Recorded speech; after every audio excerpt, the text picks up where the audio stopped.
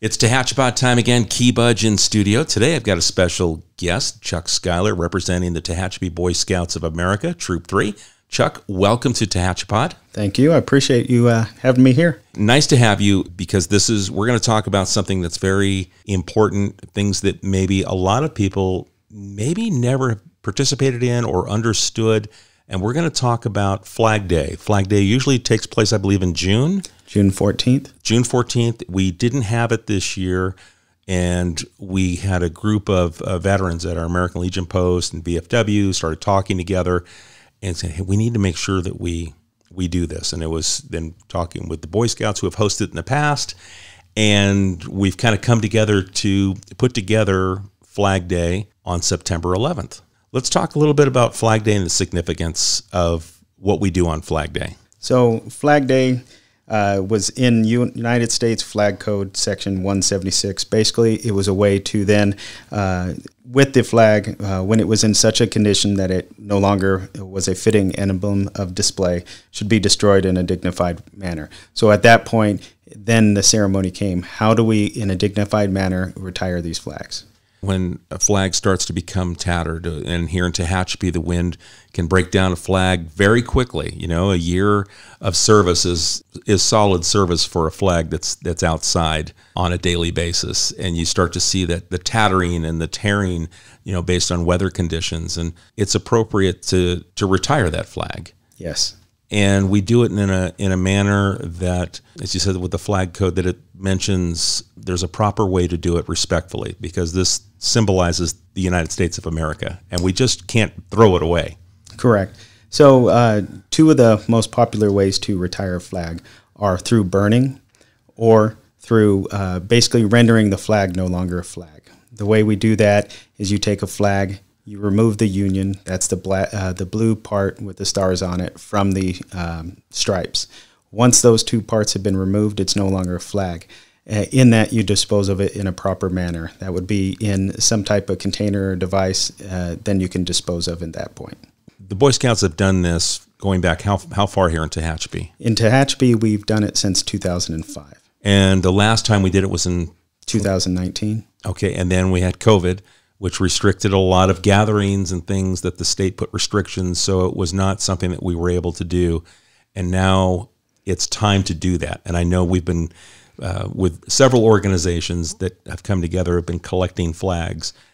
And I have heard we've got an astonishing number that's been gathered so far. Correct. I think it must be 500, 700. I mean, there's a lot of them. I had even heard it's over 1,000 and closer to 1,500 now. That was the update I got this week from the American Legion post, that's how many they've collected. It's been overwhelming, the amount of flags that people have been keeping to properly restore. So when we talk, or properly retire, so when we kind of talk about it, I guess there are a lot of Tehachapians that understand the significance of disposing of this flag in a proper and dignified manner. And they've been waiting for this opportunity to come again. And now we got a big job ahead of us. Yeah. So what we're going to do on September 11th at the Tehachapi Rodeo Event Center, we've got all of the organizations that are coming together. And I don't have the list in front of me, but it's a long list of groups, organizations, but the Boy Scouts are going to be right at the forefront. Let's talk about what this means and why the Boy Scouts are involved in this. So part of being a Boy Scout is being a good citizen of their community. And from that, they ensure that they have a reverence for the symbols of their country. And so we teach them the proper techniques to fold the flag, to raise and lower the flag, to respect their flag, and then in the end to retire that flag. So for the purposes of this ceremony here, what we're going to see is we're going to see all the flags folded back in their tri-corner style, just like they were a brand new flag. We're going to have them ceremonially put on a nice table, and we're going to have the Boy Scouts come and grab those flags individually, one at a time. We're going to have different barrels set up for the burning process. What you're going to see if you're out there is you're going to see them coming up, picking up the flag, putting up to their heart, and reverently turning around and walking back to those different burn barrels. At that point, we're going to have other Boy Scouts there. They're going to take the flag from the other Boy Scout. They're going to open it up, for one last time. You're going to see the Boy Scouts salute that flag one last time, and then they're going to ceremonially put it into the fire and salute it as it's in the fire until it's no longer there. The last planning meeting that I attended, there was some 20 burn barrels that had been committed to this between what the Boy Scouts had and what some other organizations are bringing. There should be at least 20 burn barrels. So we've got the Boy Scouts that'll be a part of it. And then I know in talking with the American Legion and the VFW, there are also going to be a veteran at each of the burn barrels. So we'll have a military veteran present to go along with it. That to me was very significant. I thought that it just made sense that we had our military represented right along with these young men that are, aspiring to be good Americans and learning what it's like to be a part of something that's bigger than yourself.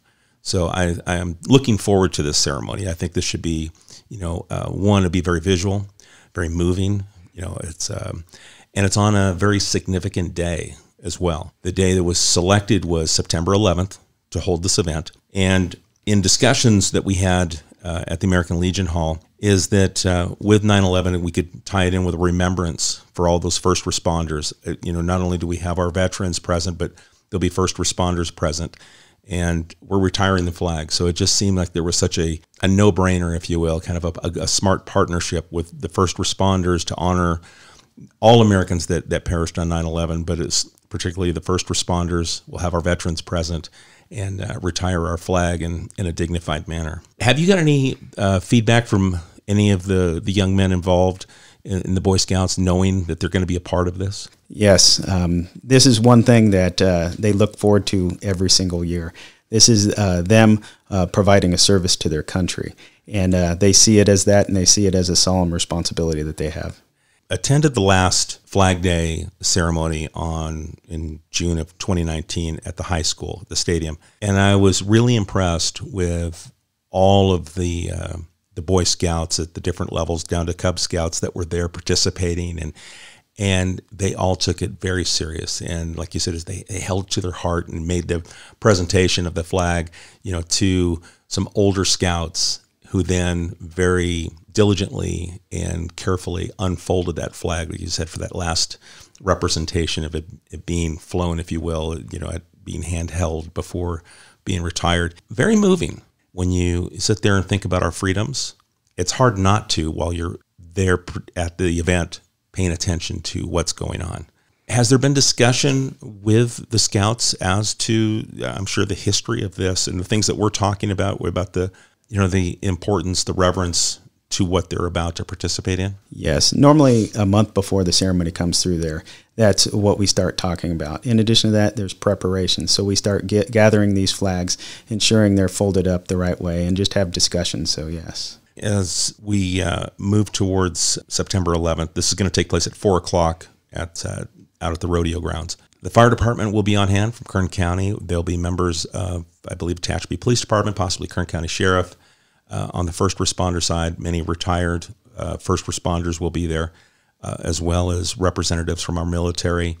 And if you don't mind, we talked before we started recording where we were on 9/11. Do you mind sharing a little bit about what you remember from 9/11? Yeah, definitely. That was a very life-changing day for all of us. I had previously served in the Army for 4 years, active duty, and at that time I was working at the CCI, Tehachapi Prison, and I was on a drill weekend with the National Guard. And I was out there, I was leading a range, and I was in my uniform right when I heard that. And from that day forward, for a whole year, I was deployed away from my family, yeah. It's another one of those moments in time that people talk about, but this was one significant in American history that we lived through. We've heard about past moments in American history that were before our time. I remember being a first responder at the time, working for the Los Angeles County Sheriff's Department, and about to go into work, watching the morning news, watching the tragedies occur, these attacks on New York, in Washington, D.C., and then the plane was taken over by the passengers and fallen in Pennsylvania, where almost some 3,000 people lost their lives on that one single day. That I knew right away that Los Angeles, too, could be a part of this, and it was straight to work. We went right on to a tactical duty shifts in preparation, and I wasn't deployed away, but it was definitely a life-changing moment where you're there, you're ready to go, tactical gear, where are we going, just to stand by to heighten security and make people feel safe, because it changed. Everything changed. The way you felt about going places. There was a lot of different emotions. One, the sadness of seeing what happened, the anger. I remember the anger. I could almost taste it again as I kind of relive some of these moments. Those are two emotions that definitely came to me. I'm sure it was probably something very impactful for you as well, especially if you were on your guard duty and then it turns into an activation. The different emotions that go through you when we live through those kinds of moments. Oh, I agree. Definitely the anger, the unknown, right? Right. You don't know where you're going, what you're doing, the vigilance, ensuring that you're on point and all your soldiers are on point as well. And then the need to ensure that your family's safe. That's definitely, I can, as you say those things, I go through, I'm nodding yes along with you, going exactly right, thinking about family and just that unknown. You don't know who to be angry at. You knew you were angry, but I don't remember who, it's like, who are we angry at? We didn't know. And it took some time. So at least from one first responder to another and a military veteran, it has this day that we are going to honor on September 11th and Flag Day has meaning. It has something to us that's a part of who we are, how we're made. I know there's many other people that'll be there that have similar feelings, as they look back to what occurred on September 11th, those many years ago. Well, this ceremony for me just brings back every single time that I'm up there, whether it's in uniform or I'm at a ball game or anything else, and I see that flag go up and that Star Spangled Banner be sung. And even right now, the goosebumps that hit my skin and the tingling throughout my whole body. I mean, this is a symbol of our country. Yeah, and I just would really hope that those that are listening to the podcast come out. Experiences, bring the family, bring the kids. This is something that's going to be very visual, and a lot of time and preparation has gone into making sure that this honors those, and we remember 9/11, but also the honor of the flag, and it's time for retirement. And it's just something I think that everyone should experience if you have the opportunity. And we decided to move it back to 4 p.m. because we know that in Bakersfield they're going to have also ceremonies as well, because Bakersfield Fire Department has pieces of the Twin Towers there. So we know that in the morning time there will be ceremonies for people to attend. And we thought, we don't want to compete. Let's do it so people can go to both or multiple if they wanted to. So we moved it back to 4 in the afternoon. And then with the burn pits, that glow, what you're going to see from the down on the dirt within the arena, I think is going to be visually, it's going to be, just kind of, you're going to be speechless as you watch it, I believe. Anyway, those are kind of my thoughts as I've been out here as a part of the organizing group. So I'm looking forward to participating. Chuck, anything we haven't talked about that you think that we should bring up?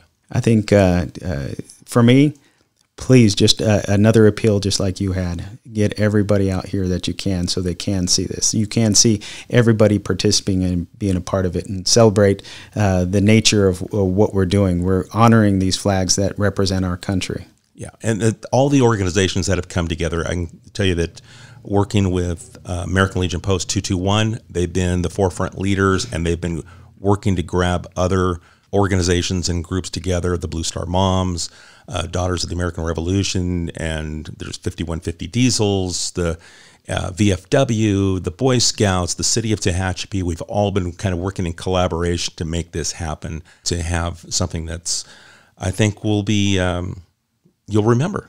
And I think that's the key takeaway from this.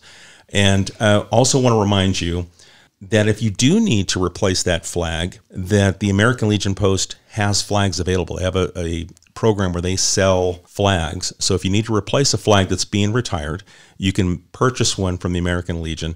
Just throwing this out, any money that's made goes back into their community accounts so they can help do other community programs. But I wasn't aware until we started talking to them about this program that they had a flag purchasing program. So the City of Tehachapi now, when you start to see the flags on our poles on the streets, we're purchasing those through the American Legion to support our veteran groups. So that's something, a commitment that we made. So we just invite people that if you come on out, you can talk to them about that. Chuck, anything else? That's it for me. I think. And thank you to all the Boy Scouts. Make sure that they know we appreciate what they're doing. And for those of you that come on out, make sure you thank those first responders, you thank our veterans, the Boy Scouts that are out there, all the groups participating. There's been a lot of work put into this. So, Chuck, appreciate the time. Thank you. All right, folks. Any questions, you can send them to us, media@TehachapiCityHall.com. We invite you to come out to the rodeo grounds Sunday, September 11th, 4 p.m. It's a free event, and I think you should bring the family. So we look forward to seeing you then. Tehachapod is a conversation about Tehachapi designed for the people who live here or who would like to know more about this mountaintop community. If you have a question you would like answered, email media@TehachapiCityHall.com. We will try to answer it on a future episode of Tehachapod.